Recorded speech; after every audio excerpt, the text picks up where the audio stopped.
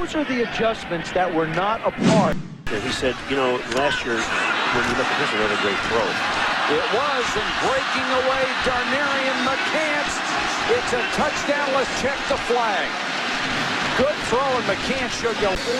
This offense is going to wind up with close to 400 yards of offense passing. Look at the job Borfel does anticipating it.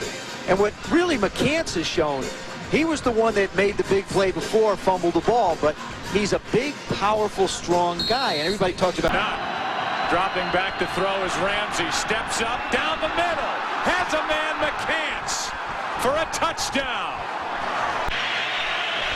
2nd and 12, they come with a 4-man rush. Hasselbeck throws under pressure. And caught at the 48-yard line. Darnerian McCants with a... Watch the pocket. Good job by the line. He just hangs this up out, and look at the catch. One hand. For the Redskins on 2nd and goal. Hasselbeck to the end zone. Touchdown. Darnerian. Good day. I am Darnerian McCants, former NFL wide receiver, once upon a time the Washington Redskins and the Philadelphia Eagles.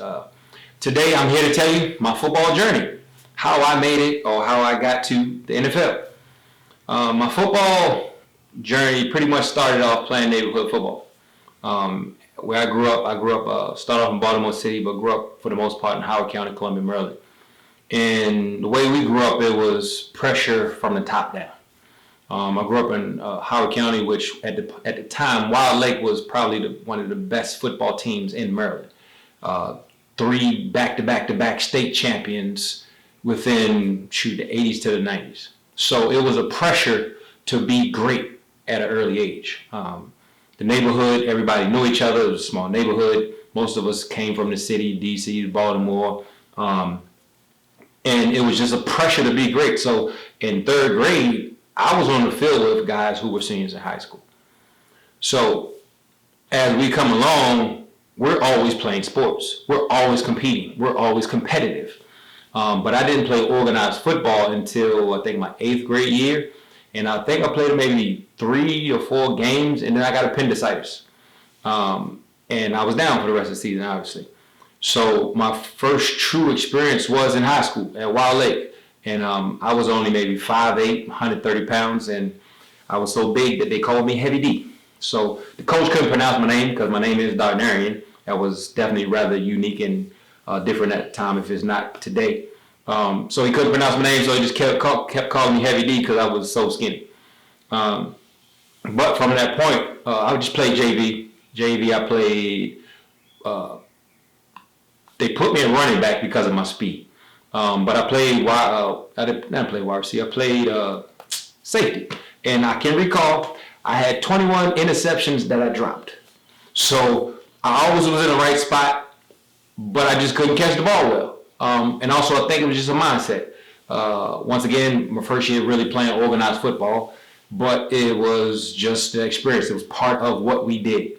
All my boys played, I played. But my heart, what I always practiced, what you ever seen me, I had a basketball.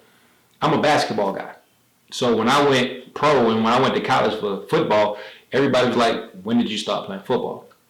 But I'll get to that. So my sophomore year, my parents had some issues. I moved to a school called Oakland Mills, which is across town, which is the rivals to Wild Lake. But it's a small area. Everybody kind of knew each other. Before I got to Wild Lake, I used to live in that area, so I kind of knew both sides. When I got to Oakland Mills, they put me outside linebacker, running back.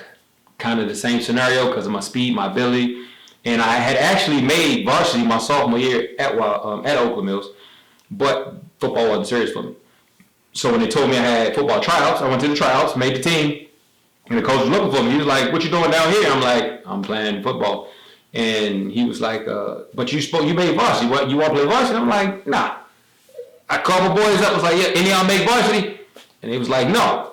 So I was like, "All right, coach, I got to stay at JV. I got to play against my boys." Like, that's what I was used to. I was always going against my best friends, right? Everybody in the neighborhood, that's what we did at recess, before class, after class. It was always competitive. And there was a group of guys from my neighborhood that was just constantly competitive. Now, I'm a junior year, I go to another school, Arundel High. I don't play football at all. They see me on a basketball court. Some stipulations that I moved there because of some coach, and I had no clue where Arundel was. And I was there because, once again, my parents moved, so I had to go. Didn't do much. They see my athleticism. I think my junior year, we went to the state champs, and I didn't start, but I never came out of fourth quarter. And I think that year I ended up getting like 6-man award and making honorable mention all county, strictly coming off the bench. So then my senior year, had nothing else to do. Once they got all my transcripts together, they pretty much looked at me and told me that I had already graduated because I took all core courses. So the only thing I had to do was next phase, get to college. Senior year, Arundel High, we go 10-1. I'm gonna say 10-1. We technically went 10-0 during the regular season. The team that we beat for me the week before, 35-6, we lost to 0-6 the following week. Now that's coaching. I know what I know. They gave a slant to this guy named Elijah Thurman, who ended up going NFL as himself, and he ran his 88 yards, and that's the end of my high school football career. But like I said, I was a basketball guy, so I didn't care. It was like, hey, well, time to go hoop. I figured we was going to the state championship again. We didn't. I think I went to the second or maybe the first or second round of playoffs, and then that was pretty much my high school career. Now my scenario was I'm the first. I'm the pioneer in my family as far as being an athlete and getting into college for an athletic scholarship. That's a whole different scenario than just applying for college and then going and paying for it, or you're doing your FAFSA and all that other stuff. So I had to learn a lot in a short period of time. One, I had to take the SATs. I had no clue, and nobody ever gave me a clue on what I should be doing to go to college. So most important was getting the information. Finally got all the information, everything lined up, and I walk on to Delaware State. So we were behind the curve because everybody had already, for the most part, given their money out, and nobody heard of me playing football. My senior year, I did make, I think, second team All-State, and when I talked to Mr. Wagner, who eventually put me in the Hall of Fame, he basically said, we never heard of you. We just thought you was a one-hit wonder, so, we put you second team. So that's the politics of the business. My stats were technically better than majority of the state because all I did was score. So if I touched the ball, I scored. I think I had 9 touchdowns my senior year, and I just told the coach, you throw me the ball, I'm going to score, and I'll block for the rest of that. So he threw me the ball, I caught the ball, touchdown. My whole highlight film my senior year in high school was just me running straight. It ain't too much to it. It's just touchdown after touchdown, and that's pretty much my marker. So now I get to college, I walk into Delaware State. They say, hey, by this time I'm 6'1", 6'2", 190 pounds, and, pretty good size, probably could run. I put in my tape, my stepdad put in the tape, and we looked at it, they looked at me, and they said, we don't have any money. Went home, I was like, all right, I don't know what I'm gonna do, I'm gonna find a basketball school. We get a call, come on back up. They found some money. So I was like, funny how they found money. And I also had qualified for the state high jump. So between football and high jump, track, that's how I got my scholarship to Delaware State. 96, this is 96, I'm ready to go. I'm not a mama's boy, so mama dropped me off. I said, deuces, I'm out of here. And this was probably at this point in time, Delaware State's biggest class. So we got guys from all around the state, and that's the one thing people fail to realize, that you may be the man in your state until you go to college. And then you got everybody that's the man from wherever they come from, 9 times out of 10. And it's ego, it's pride, but I wasn't a football guy. I was there for a scholarship. I was there for my degree, and so I get out of my house. You'll hear me say that until I forget that I said that. I just try to get out of my house. And that was my goal. So rookie year or freshman year, they redshirted me. A guy named TJ McCray, who was the coach, ended up being an NFL scout, told me, he was like, look, we see high potential in you. We're not going to play this year. You're going to travel as if you're one of us or one of the varsity guys. You're going to do everything that the varsity would do except play. And once again, I could care less. Are you paying for the scholarship? And I'm good. So I did what they asked me to do. My, red shirt sophomore year or red shirt year, whatever, they put me on the field. My first game was against University of Buffalo. And I think I still hold the rookie record or freshman record. I had 6 catches, 170 yards, and 2 touchdowns. So my ability has always been there. I didn't necessarily have to want to or understand how to play football. I was just an athlete. If I touched the ball, I knew I had to score because I didn't know what else to do. So that's how I came up with my rules. If you train with me, Coach McCants, I got 2 rules. Catch the ball, score. After that, nobody cares how great a route you ran or how great the catch was.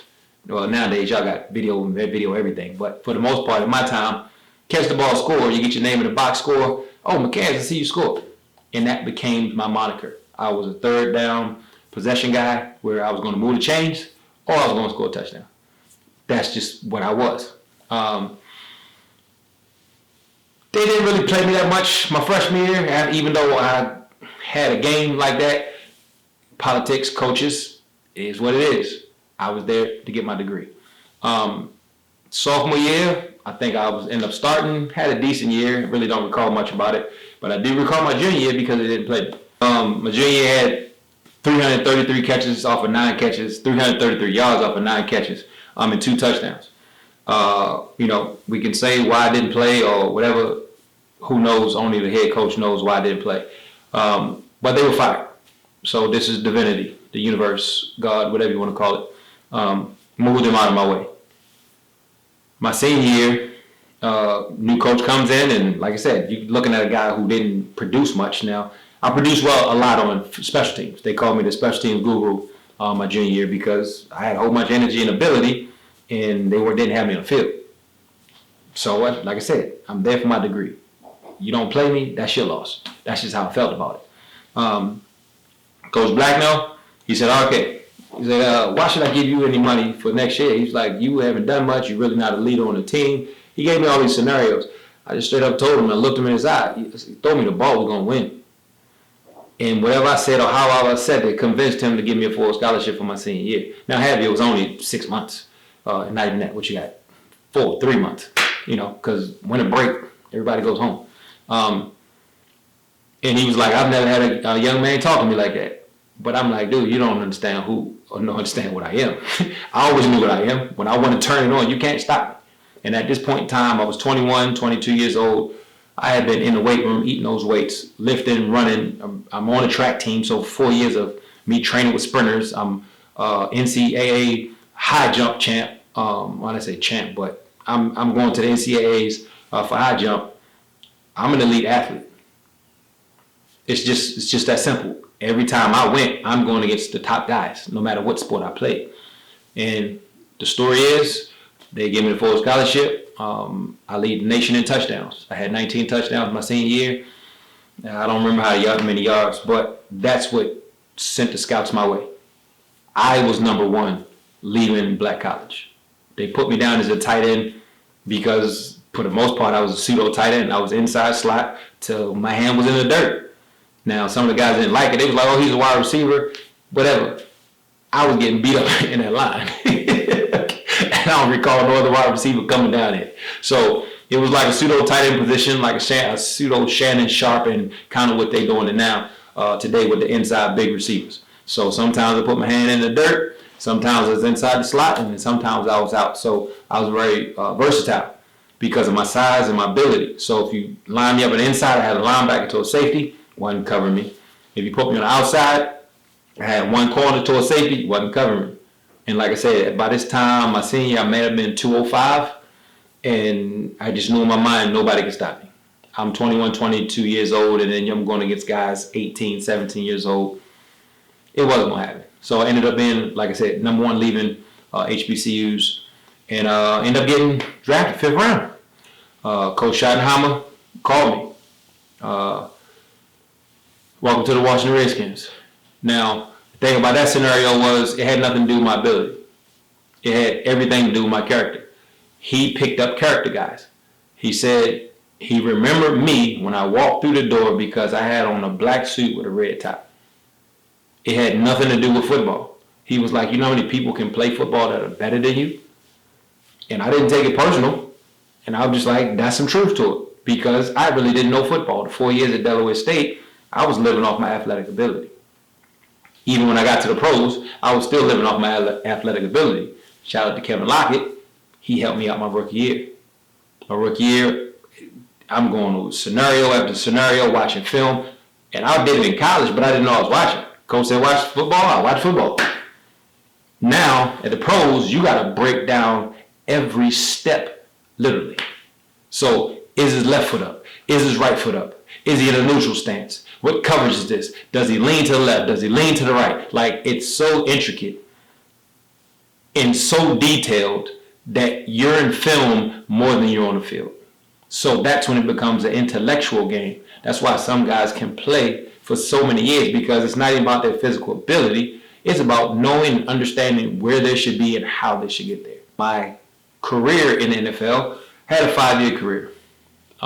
The biggest difference from my college career to my pro career was my mindset. My rookie year, I still had that aggressive, I'm the best thing walking since sliced bread mindset. Michael Westbrook was in front of me, and the way I was perceiving it is that I was replacing him. I'm the young dog on the yard. It was a lot that I had to learn. Like I said, a lot of intricate details, a lot of understanding football. Didn't play. So it was kind of just like college all over again. So I'm like, okay, I'm looking at my life. I'm like, okay, this is how it works. So I'm looking at the flags and how things work. This is how it works. Unfortunately, Coach Schottenheimer gets fired. Coach Spurrier comes in. I know my ability. I know what I'm able to do. Coach Spurrier sees what I am. And Coach Spurrier likes to win.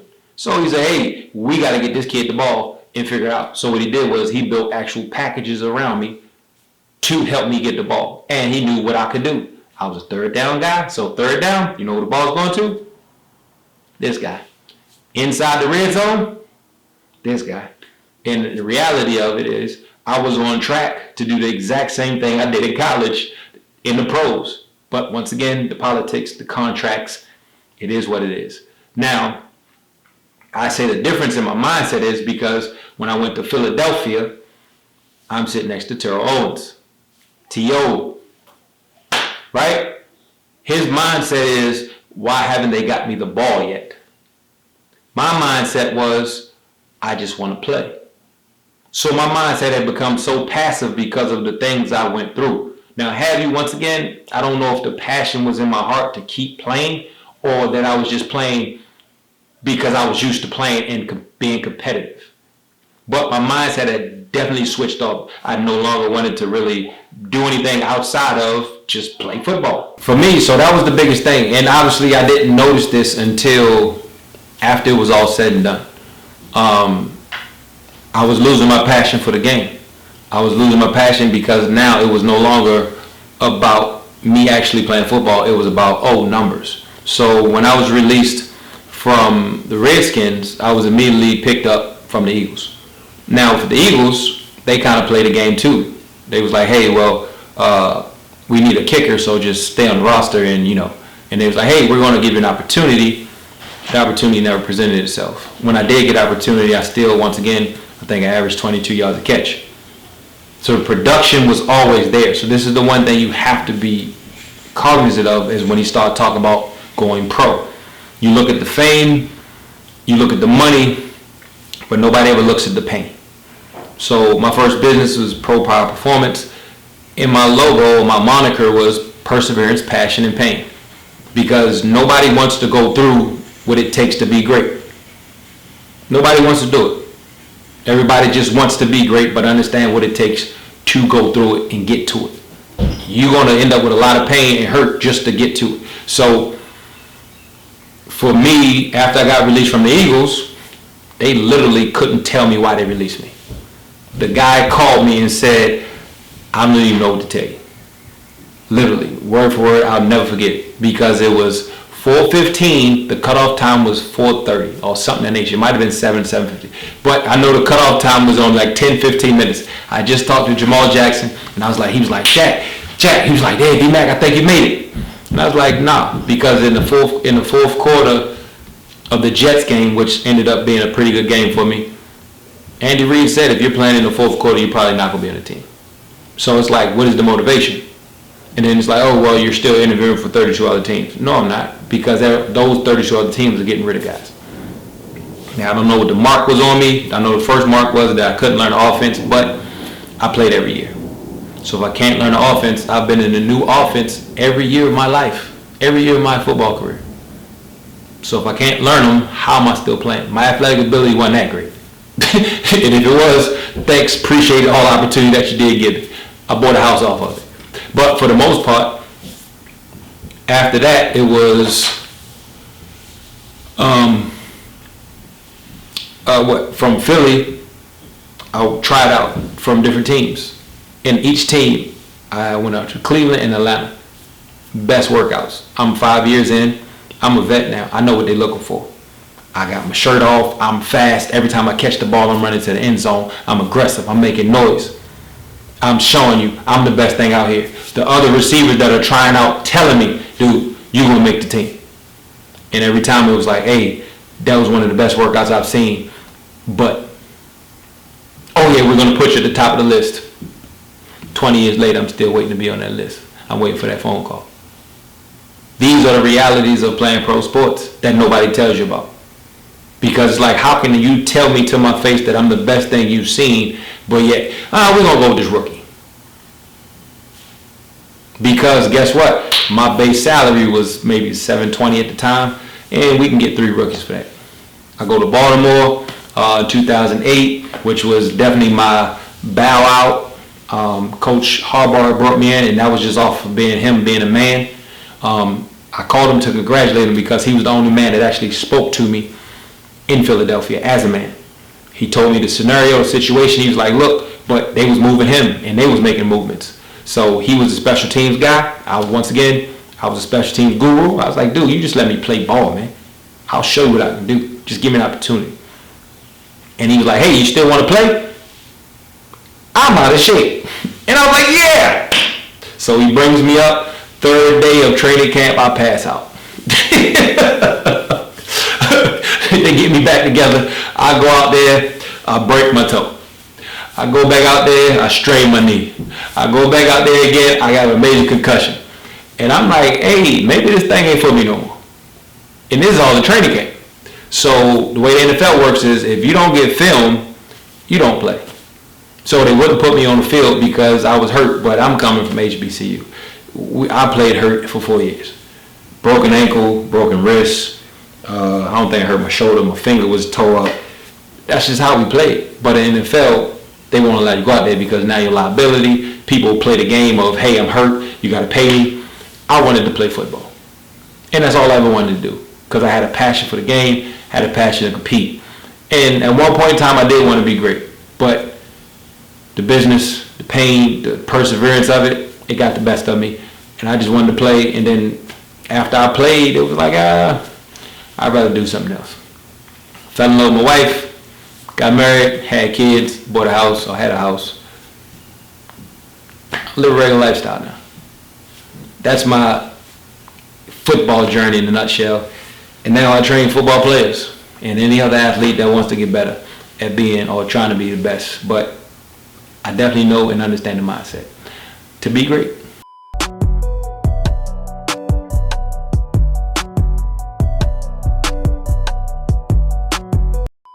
Xander Burns with the First100 Media on YouTube. Make sure you like, comment, subscribe at the end of the video. And I'm with former Redskins receiver Darnerien McCants. What's going on? I'm Darnerian McCants, aka Coach McCants with Sports Performance Training. And today we're going to be working on some wide receiver drills. All right? Everybody always seems to think that, hey, as a wide receiver, you got to catch the ball, catch the ball, catch the ball. You do. But just think about how many catches does a wide receiver get per game. The most I've ever had was 7. Every other situation, I have to run routes. You got to run routes. You got to be able to run routes. So what we're going to do and work on today is some route running. Are you ready? You ready? All right, let's go. All right, so the first phase is always your starting stance. So no matter what, how big, fast, short, ugly, fat you are, you got to be able to get off the line of scrimmage. Okay, so the first phase is always starting with our starting stance. All right, so what we're going to do first, inside edge, inside leg is always up. Want to make sure we got everything facing forward. All right, I want my knee, toe, hip, shoulders facing forward. Me, I'm vanilla. I never do all of it. After a while, guys pick that up on film.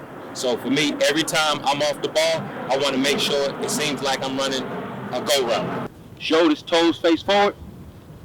Leaning forward, I'm going to attack the DB. Inside leg is up. Toes facing forward, back foot facing forward as well. Don't have that heel in. Shoulders, hips in line. Set, hit.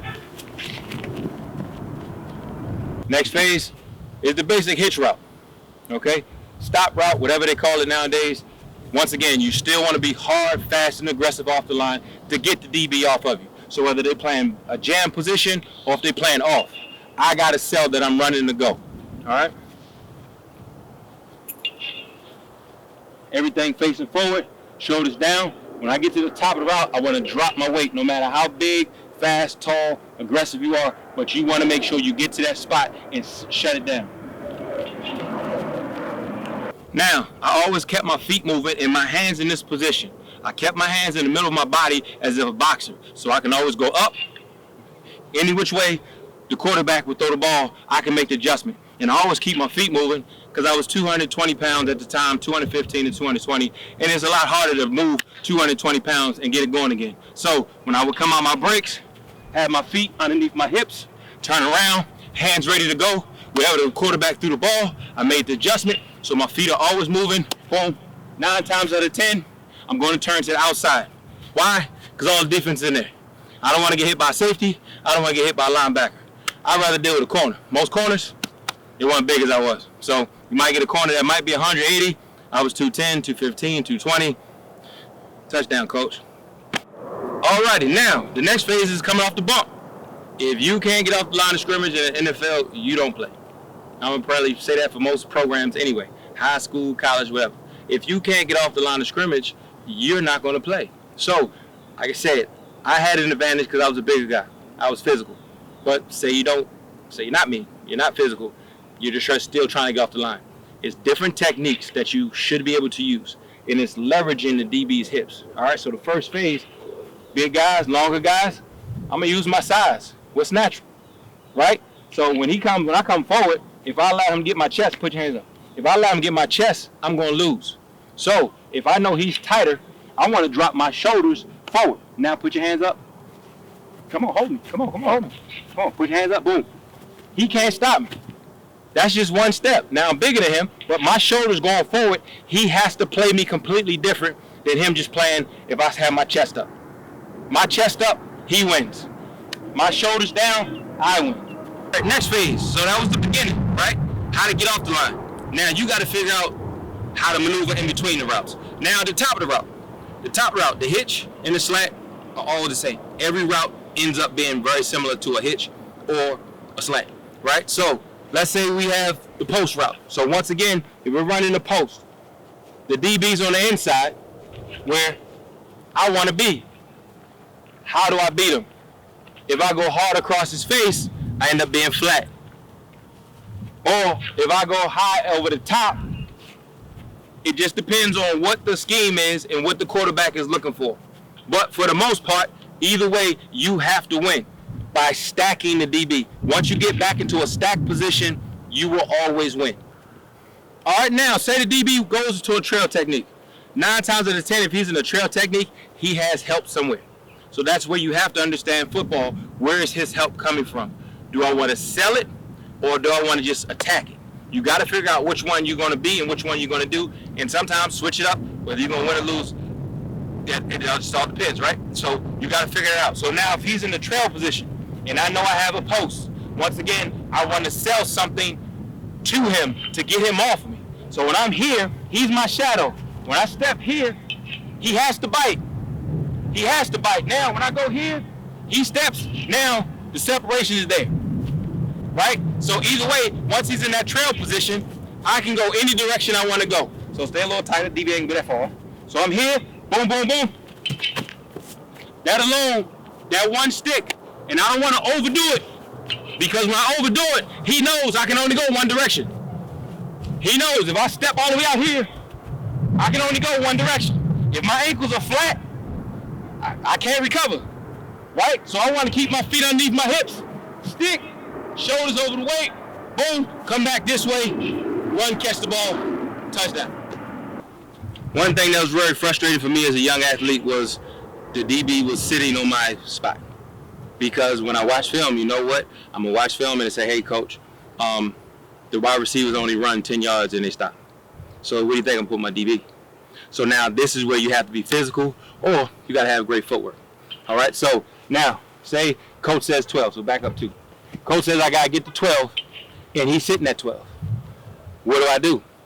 Now you take that same concept that you had from the hitch route. I either got to get him to turn his hips, get into him, or I got to get inside of him so I can win. So you have those 3 scenarios. So if I'm running the route and he's just sitting there, I want to get here, boom, 1, 2, 3, get his hips turned, come back around. The hitch, still a hitch. Now you just 10, 15 yards down the field, 18 yards down the field. Nothing changes. From your hitch and your slant, everything stays the same. It's just further down the field. So once again, he's back up a little bit. Now I'm going to attack him. Boom, boom, boom. He has to back up. He has to. Because now I can beat him. Now I drop my weight, come around. Now he got to figure out which direction he's going to be in. Right? Now if I know he has help inside, he's probably going to be outside. If he doesn't have any help outside, he's going to be inside. That's where you have to understand the cover 2, cover 3, cover 4, and all the clouds that come along with it. All right, all the camouflage. Last one, inside. Right now, I may sell the post. Once he seen me run a post a couple times, I might take 1 or 2 steps slightly early just to get to my position. All right, so now I'm attack.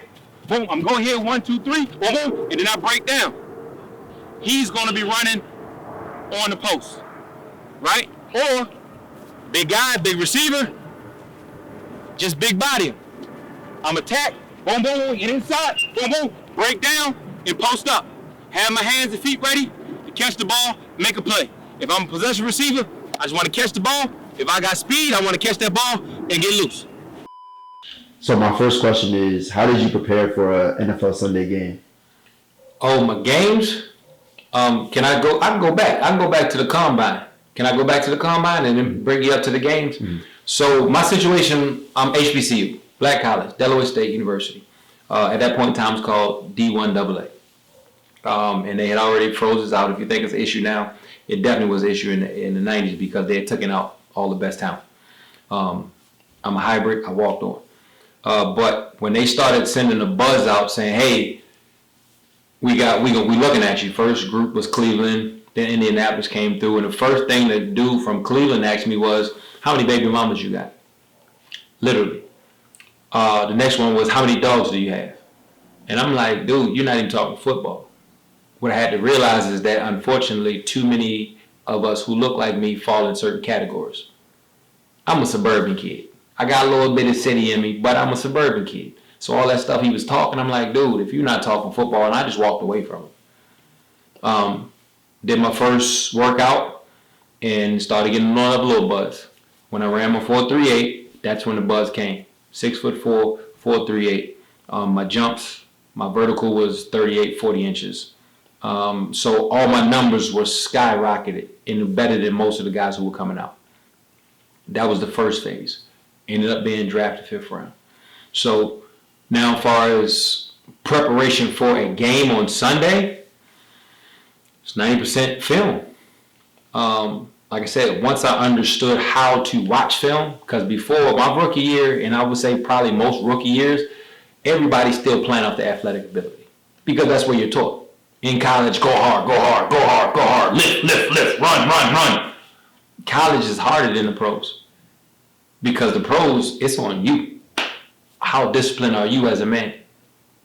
That's what really comes down to. Are you going to take care of your body? Are you going to smoke, drink, chase women all night? Some people get used to that. I knew if I didn't get a good night's sleep, everything was off for me. So for the most part, I always got my rest, ate the food, watched film. Then at night, I watch more film. I would try to watch as much film as possible so I could find every little nuance of a guy I was playing against. Whether it was an inside linebacker, a safety, the coverage, the scheme. And then when it was, game time, you kind of play with it. Find open space. Like I said, I'm not going to go where the defense is. I'm going to go where I'm supposed to be. But now we got to make a play. In the NFL, once the ball is released, the receiver got to be a receiver. It can't be the perfect ball. It got to be within your area. If it's in my area, I'm bringing the ball in. If you give me a chance, an opportunity, you watch it on YouTube. I got the one-hand catch. And when I went back to the huddle, I was like, good catch, good throw. Tim Hasselbeck was my guy. And he was like, I was throwing it out of bounds. So he wasn't even throwing me the ball, but he threw it in my area because he couldn't see. Tim was a smaller guy, and he just let the ball go. I caught the ball for 8 yards. But that's my game. That was what I did. So for every Sunday, watching that film, making sure you eat, making sure you rested, because that's all I had. That's all I really wanted to do. I wanted to be great at one point, especially that rookie year. I was like, dude, I'm coming in here. I'm about to take all this over. Y'all think T.O. good? Wait till y'all get a whole load of me. And that was kind of my mindset. How much work and sacrifice would a college player need to be in the NFL or want to be drafted higher? The draft, I still think it's political. But if you're number one, they're coming for you. Like I tell all my athletes, size, speed, and talent. You can't teach it. 6'4", 210, I ran a 4.3. On average, 4.41. You can't teach that. I can teach you how to catch. I can teach you how to run a route. If you're trying to get drafted, you got to be number one. Number one in your division. Number one in your league. Number one in college. Number one. You just got to be number one. The NFL is only taking the best. Then after that, then they play the politics of what university you went to, who was your competition, and all that other bull job. But at the end of the day, it's still about the money. But if you're trying to get to that level, you got to be number one, whatever that is for you and your body. Who do you think was like the best or top DB during the time? I went against Champ Bailey every day. So everybody knew Champ and what Champ was and what Champ brought to the table. Between Champ and Smoot, they taught me how to be a wide receiver. So for 2 to 3 years, I'm going against a Hall of Famer. So if your name didn't have Bailey, you was chicken soup. And I would do that. Like I would go behind guys and just look at their jersey, and they were like, "Man, what are you looking for?" I just wanted to see if your last name was Bailey. And then after that, it was, it was kind of a little thing I did, but it was, I don't know if it was ego or confidence booster, but I know Champ could jam you, Champ could use his feet, Champ could play off of you, Champ could outsmart you. So I was like, and he would just sit there and teach me, "Hey man, this is what you're doing. Stop all that. Just go. You big. Stop doing that. You just go. Use your body. Use it." And as I was playing against them eventually, because he knew Champ was maybe about 170, maybe 180. If I got my hands on him, he knew I could control him. He wasn't stronger than me. I was a weight room guy. Like I love being in the weight room. Still do. So, he knew if I got my hands on him, he couldn't, I wasn't gonna let him go. So he made sure I could never touch him. So he would feed and bait me and tell me all this stuff, but he was also coaching me. So for 3 years, I had one of the best coaches on the planet. How did football affect you differently mentally between college and the NFL level? How did football affect me? That's an interesting question. I'm an athlete. If anything, the NFL gave me a great start to life. At 23, I had more money than most 23-year-olds. I purchased a house, so that was covered. So I didn't have to worry about a lot of things. I was able to make a lot of mistakes financially that most people won't recover from or be able to recover from. I didn't trick off my money because I grew up, I played in the place I grew up, so I couldn't be nobody different or act different because I was still around my family. I was still around the friends and people I grew up with. So there was no need to start to act special. If anything, I would try to bring them along. I wish I was a little bit more business savvy or understood business and finances, because I personally would have financed several businesses because of what certain guys are doing now. But it is what it is. But if anything, I've leveraged it because I personally believe athletes are the best people on the planet. I can do everything a regular person can do by learning and understanding, and then plus I'm an athlete. I can jump, I can run, I can catch. I make things look easy without trying. Am I trying? Am I working hard? Yes. You can't negate the fact of the athletics and the pain and things I put into, the work I put into, but also academically, because I wasn't no dummy in the classroom either. I made Dean's List a couple times, and GPA probably wasn't what I should be, but it was still a lot of learning and growing through college, and that's the purpose of college, in my personal opinion, to give you that 4 years of growing and learning right before you get into that real world. But football has been great. I love it because I learned it teaches you how the world works. That ball doesn't go until the center snaps it. The center has to snap it to the quarterback, and if the quarterback doesn't know what to do with it, the play's dead. You got running backs, you got tackles, you got so many intricate parts, and that lets us know that we need each other as people in order to work and to function. And then as a wide receiver, I'm on an island by myself. It's me and the DB. It's me, the DB, and the ball. So I have to learn how to work and negotiate and do certain things and make people favor me because I need the quarterback throwing me the ball. That's the only way my job works. If not, I'm a great blocking quarterback. Great blocking wide receiver. So my last question is, what messages do you have towards the youth or anybody that's trying to reach their goals, whether it's anything in life, with football, going D1, or just chasing their dreams? The goal is to be the best you. That's all you really can do. You can't worry about what you can't control. I get guys all the time talking about the coaches. I went to 3 different high schools, had 3 different coaches in college, had 4 different coaches in the pros. I could care less about what a coach is saying. I had to do me. It's either I'm going to work for you or I'm not. It either is or you ain't. But you have to be the best in whatever your best is. And sometimes you got to push yourself. You got to find that group that's maximizing who and what they are. So understanding those who make it to that pro level are great. Your goal is to maximize who and what you are and be great at it. Because no, you may not have the attributes of what so-and-so has. You can't control it. For me, I don't care what size you are. Are you the best at it? If you're slow, are you the best at it? That's all people want to know are the results. What results can you give me? Can you help my team? And that's on athletics or academics in the real workplace. What do you bring to the table that's going to benefit this group? Because at the end of the day, you're going to be in some community. The work environment, the academic environment, the athletic environment. You're going to be in some group, and nobody wants a person that's sorry, that's lazy, that don't want to work, or always complaining and crying. Nobody wants that. Nobody wants to hear that. People want results. That's the only thing that anybody wants, because every time you read a stat, you're reading results of the work that person put in. So for me, that's how you become great. Pushing yourself to a point where you think you can't go mentally, and then go there, and then go there beyond. And it's just the pain of being great. So do you want to give a shout out to anybody or anything? I'm Coach McCants. You can find me on all social media, Facebook, Instagram, TikTok.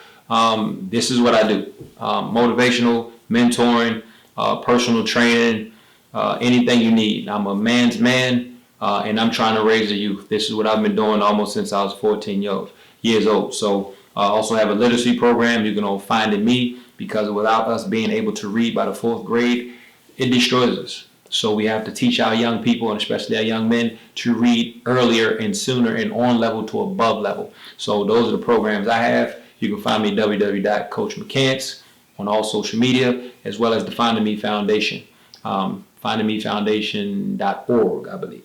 So check those out. And then if you just Google my name, you'll find me. I'm the only one. There's a couple on this, they imposters, but you find me, you'll know it's me.